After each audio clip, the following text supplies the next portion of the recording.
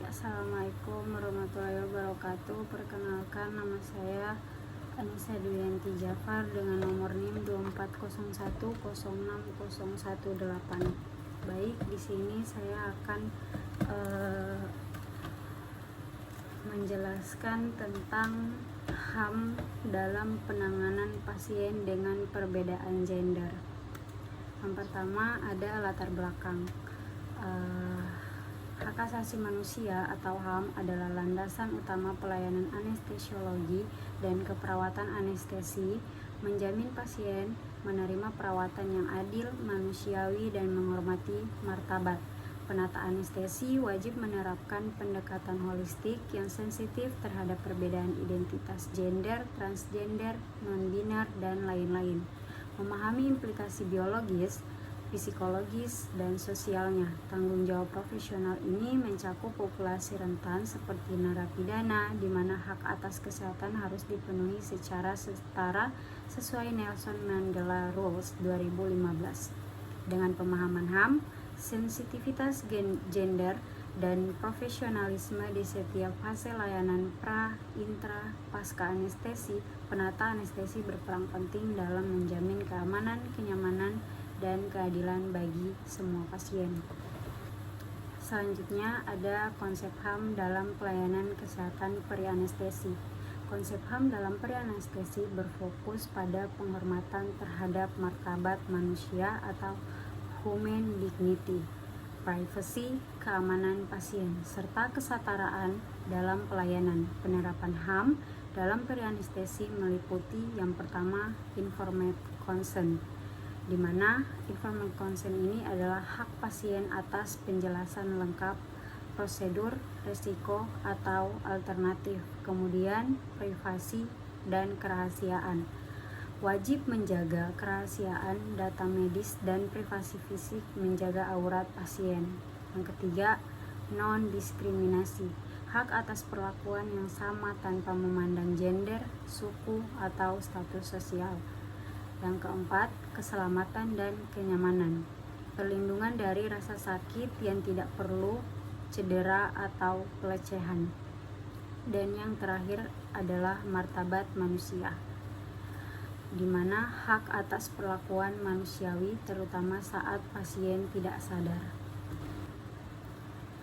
Selanjutnya ada peran perbedaan gender dalam layanan anestesi.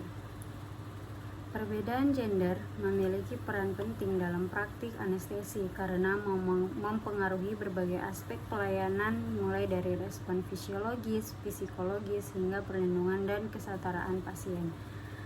Yang pertama ada respon fisiologis, di mana pada respon fisiologis ini laki-laki dan perempuan memiliki perbedaan komposisi tubuh, hormon, serta metabolisme obat yang mempengaruhi respon terhadap anestesi. Perempuan umumnya memiliki kadar lemak tubuh lebih tinggi dan pengaruh hormon estrogen yang membuat mereka lebih sensitif terhadap obat anestesi serta berisiko lebih tinggi mengalami post-operative nausea and vomiting atau PONV setelah operasi.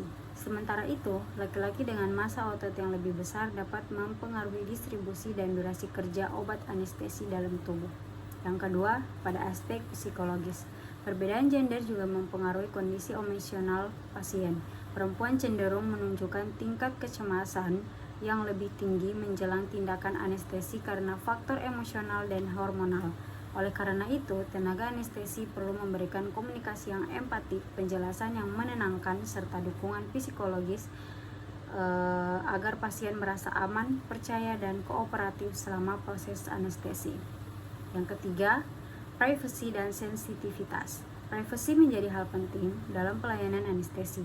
Pasien, terutama perempuan, memerlukan perlindungan aurat dan penghormatan terhadap nilai budaya maupun agama. Dalam beberapa kasus, pasien perempuan mungkin lebih nyaman ditangani oleh tenaga medis perempuan. Oleh sebab itu, tenaga anestesi harus menghormati preferensi tersebut sebagai bentuk penghargaan terhadap martabat dan kenyamanan pasien.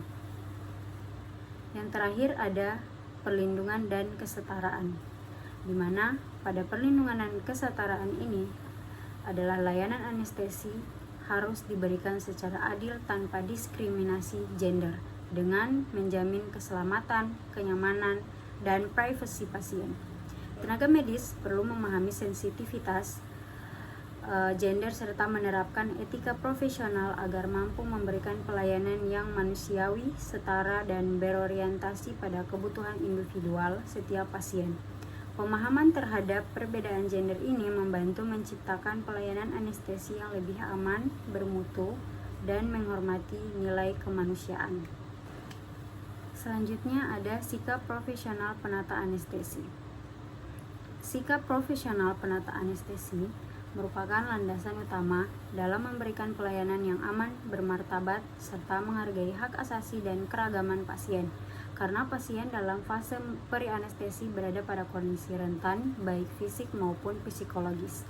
Maka, setiap tindakan penata anestesi harus mencerminkan integritas, empati, serta standar etika yang tinggi.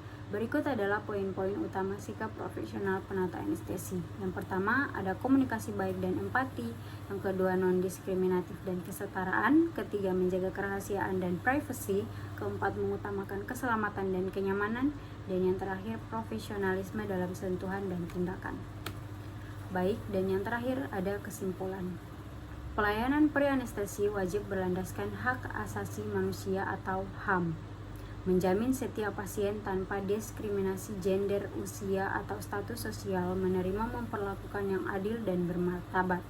Penata anestesi memiliki tanggung jawab profesional untuk memastikan keamanan, kenyamanan, dan privasi melalui empati, kepatuhan SOP, dan komunikasi efektif di seluruh fase pra, intra, dan pasca.